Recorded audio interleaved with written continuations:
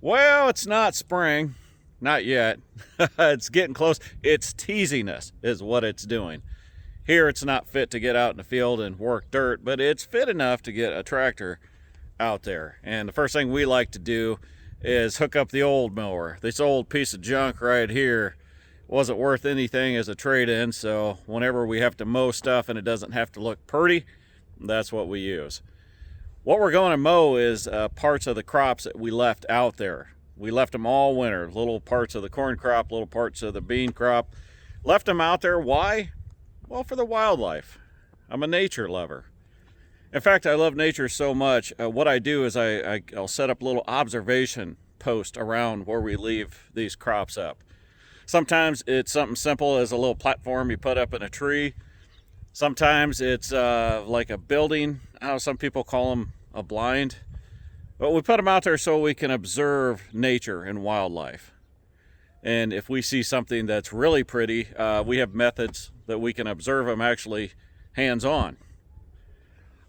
Nobody loves nature more than me. I'm like a compassionate Grizzly Adams. I'm kind of waiting someday for one of these animal rights groups to like go, hey, you know what, there's a farmer. We need to give him an award because he loves nature so much. Anyway, that's what we're up to. Enjoy the show. Unstoppable, unshakable, but it rolls off the tongue, unfakeable. It's unavoidable, he's so relatable. Read between the lines, start to loosen up your mind. A ground shaker, a rule breaker.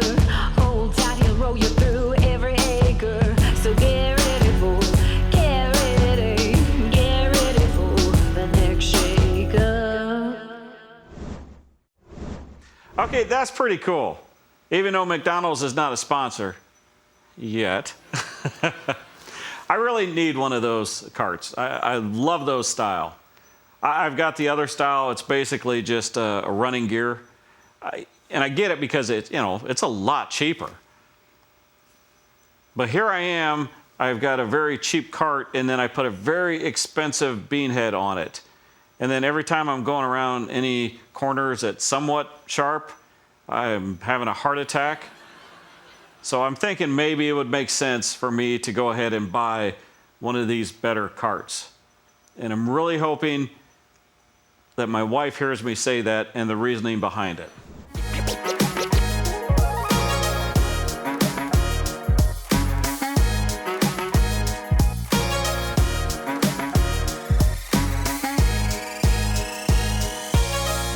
I have no idea what's going on here. A windrowing of some kind.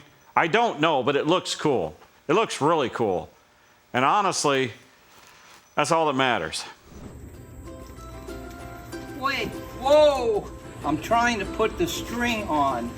Just turn it off so you don't kill somebody. Easy.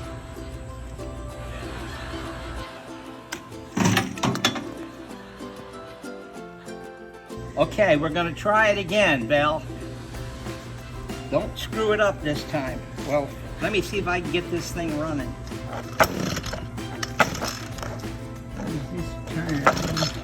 What? Just turn it on. Oh my Graham! You'll run me over? See, you got to remember this, right? You spent your whole life loving your wife, but you've also spent your whole life like kind of joking around with her and maybe being a little bit mean in times where you didn't need to be mean. And now you're standing behind a golf cart where she's at the helm. At any point, she could remember like some of the jerk things you did, and that thing is going to be thrown in reverse, and we'll see how you can handle a golf cart.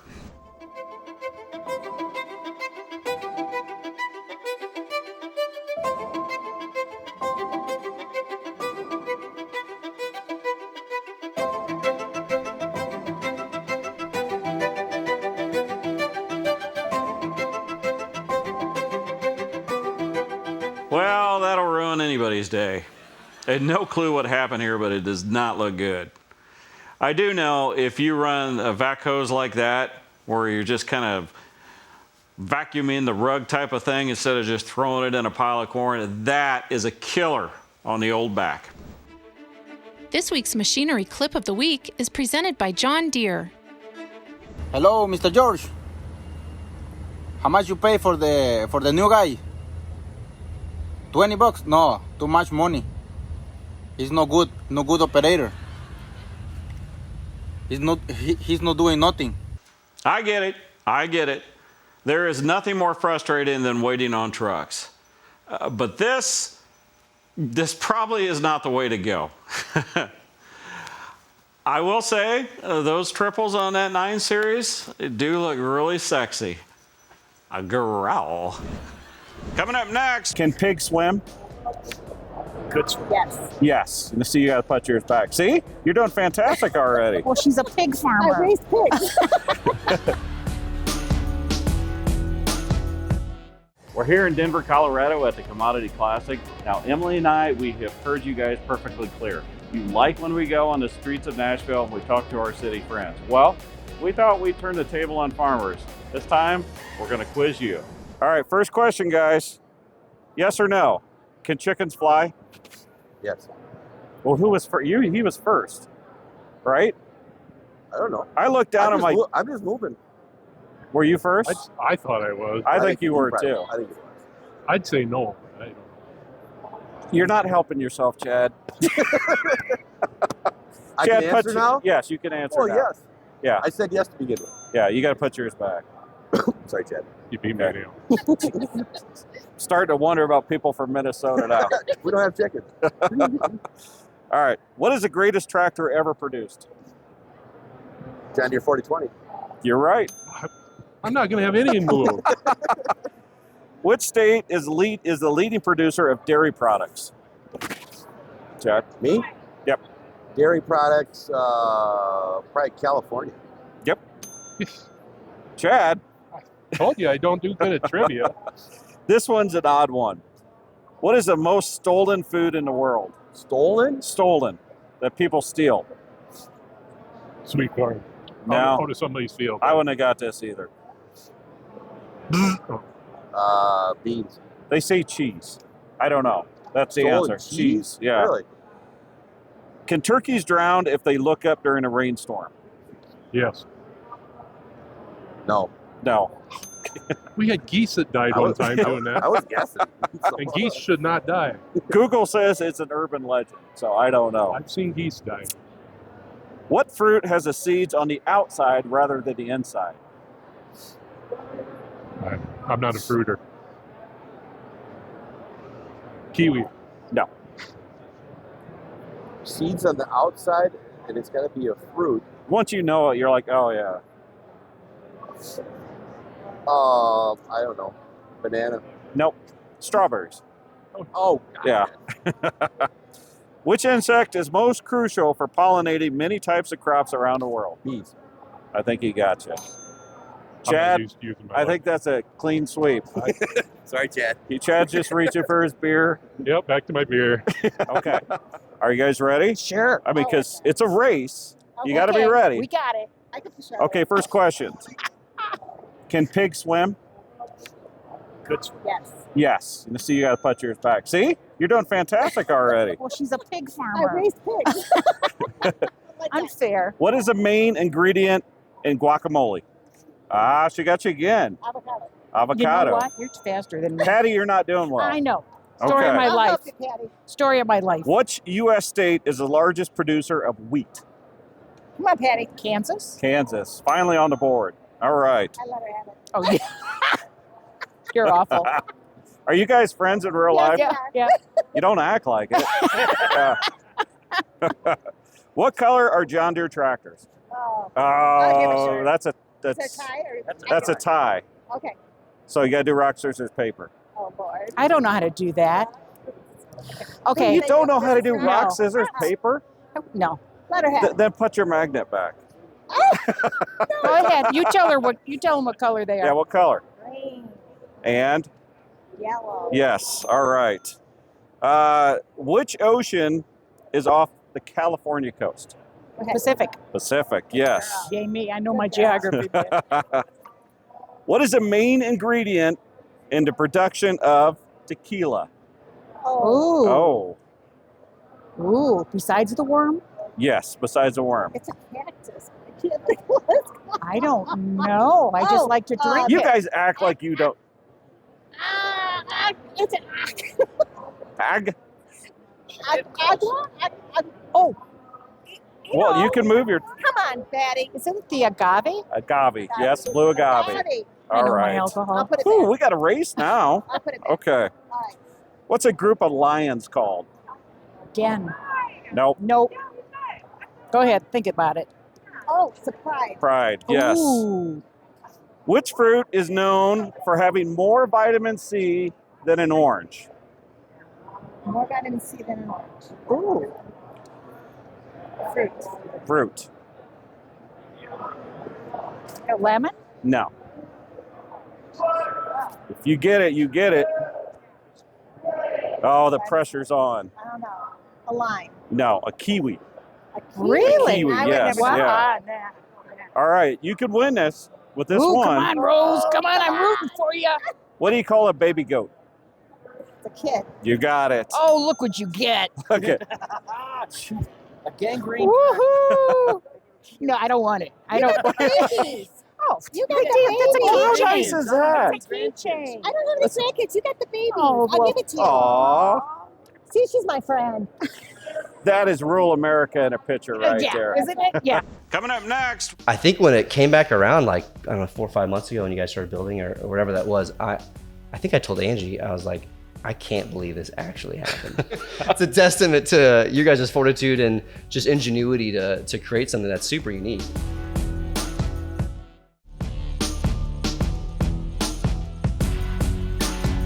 We're at the home of FBI Buildings. We're going to be talking with Kurt Bahler from Lafayette, Indiana.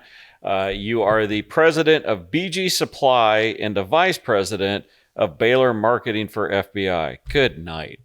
Yeah. How do you fit that on a business card? It does make your description on your email a little complicated. Like, where do you put that? How do you put it? So I should just take it down to one at some point. Yeah. Well, first of all, you're from Lafayette, but we're in just outside Remington. Honestly, right in the middle between Chicago and Indianapolis. That's the easiest way I generally tell people. It's in the middle of nowhere. If you know Purdue University, it's about 30 minutes north of Purdue University in West Lafayette. 1 minute and 1 second, and you got Purdue University. I was going to make sure I got that in there. So That's I didn't even endorse it, but I will endorse it. I am a Purdue grad. so the elephant in the room, FBI. Where'd that name come from? Why are you still called that? Yeah, so I actually graduated from Purdue and went into sales at FBI, and I got asked this a lot. People would be like, what does FBI stand for? Like, it's a really weird name. And I tell people the technical answer today that stands for nothing. But when it started, it did stand for, it was Farm Builders Incorporated. Yeah. And then as they kind of grew and the company had some success, it's a long name. And then they started, and farm buildings, that's all really post-frame was back in the day. But now it's used for suburban, it's used for commercial, it's used for industrial, equine. So then it kind of pigeonholed them into an industry that was booming into other areas. And so that's why they changed it to FBI, using the acronym of it. Do you think it's a plus or a minus? So I was always like, man, I wish you could change that, but you got so much history with it. So like, I get why you don't. Then when I was in sales again, talking to customers, I had one guy tell me, he was like, it's genius. And I was like, why? He's like, because you never forget it because of the FBI. It's true. So I was like, oh, that's fair. Did it start out just like doing pole buildings? Yeah, that's all they did. I mean, back then it's telephone poles, and that's where the name pole barn came from, right? Yeah. So the circle poles. So it's just an ag. I mean, by then it was 40 by 40s were big. So you're building 40 by 40s, 30 by 40s. It's about the size of this room. Yeah, really. I mean, like if you did like a 40 by 60, that was a big machine shed. Really? Back when they started. Did you always know that you wanted to come back and work for the family business? Great question. I did not. It was definitely not the most exciting career direction. So growing up, I was like, I don't know. And then the whole family business thing, there's just dynamics there that are complicated. So I was kind of the fence. When I went to college, I kind of had the idea of doing business management and then going into law school and seeing where it goes from there.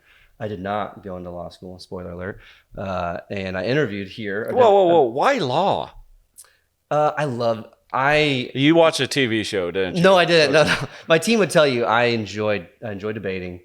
I enjoy public speaking. Look at them all nod. See, I was going to call them out, but they could have answered that one.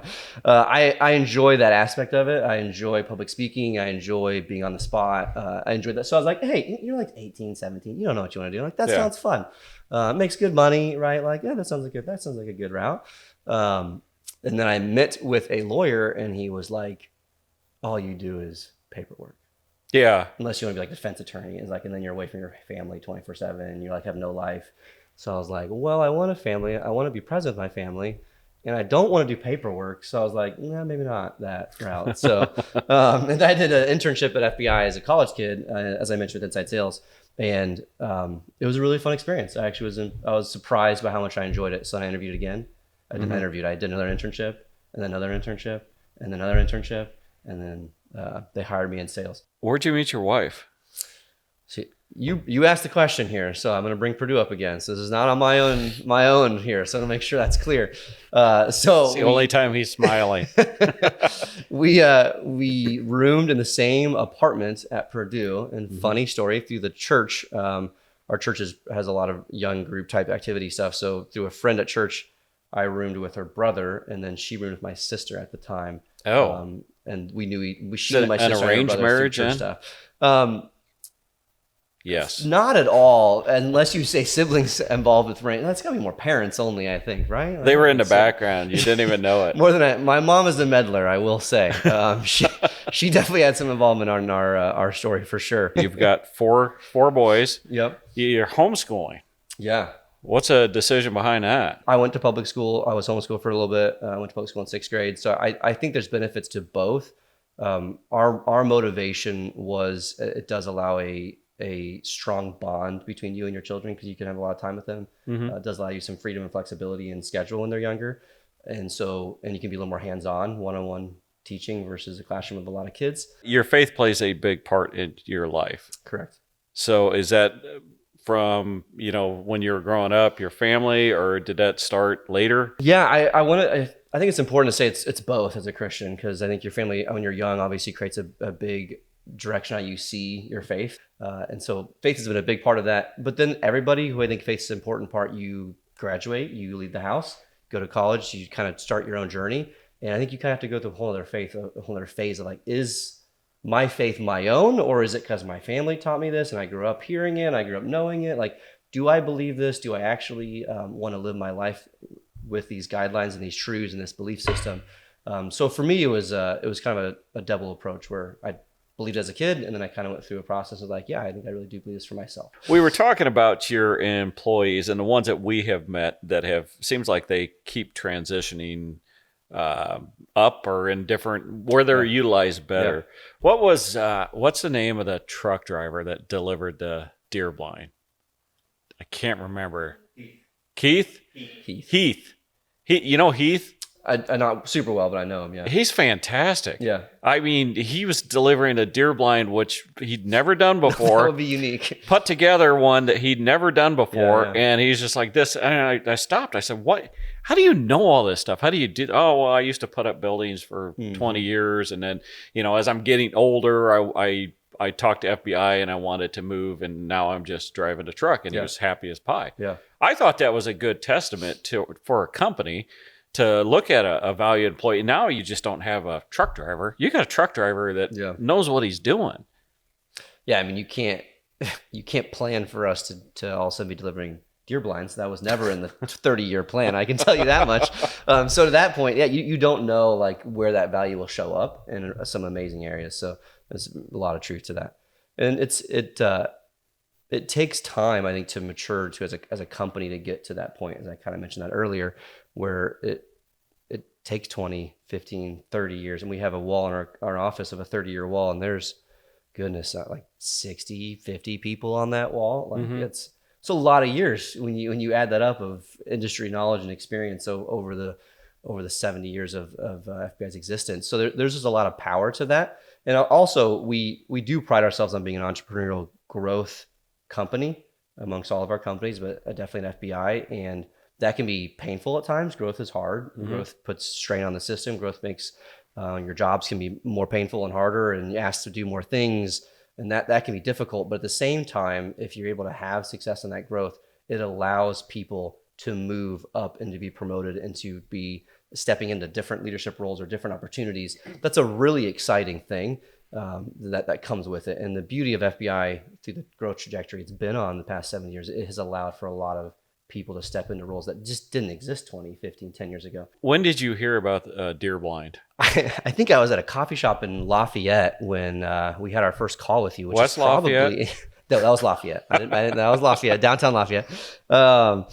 And I think we had our first call, and it's probably a year and a half ago, I feel like, at least, when Angie told me about this. And I'll be honest, we get a lot of stupid ideas. A lot of people reach out. This came up, and I was like, dude, what are we? I'm like, are you serious? And she's like, I don't know, maybe we should. So like, hey, fine, honestly, the Deer Blind, I was like, I'm not gonna do that. But you guys had social media presence, you had like a TV show. So that's why I was like, we lied about all that. I was like, hey, maybe we can get some pub out of this. So I was like, maybe it's worth a relationship connection. So that's honestly why I did it. I had no intention of actually doing the Deer Blind. I love the honesty. I think when it came back around, like, I don't know, 4 or 5 months ago when you guys started building or whatever that was, I think I told Angie, I was like, I can't believe this actually happened. It's a testament to you guys' fortitude and just ingenuity to create something that's super unique. And then obviously our team to kind of come alongside and say it's bring it to not. reality. I had an idea. And then I'm like, all right, these guys know how to build buildings. All right, they'll figure it out. I had zero clue how difficult it was to design a deer blind. Yeah. I'm like, it's just, I don't know. You build It's something like and build something on top of it. It's You're like done. an 8x8 or something like that, isn't it? That's not big. I know, you got all the trucking. You got to have it so. Oh my gosh! Yeah, there's a lot of details. Well done. I will take no credit from this. As you can tell, I was somewhat skeptical. All right. Last thing, Kurt. What do you want people to know about FBI buildings? Yeah, I think some of the main things are we are a company that has a long history that we really value of investing in people, caring about our employees, wanting to be someone who adds value to the industry, to be just look at things in different ways and not just do the same thing over and over again. Keylif is an example of that, as a lot of other things that FBI has introduced in the marketplace.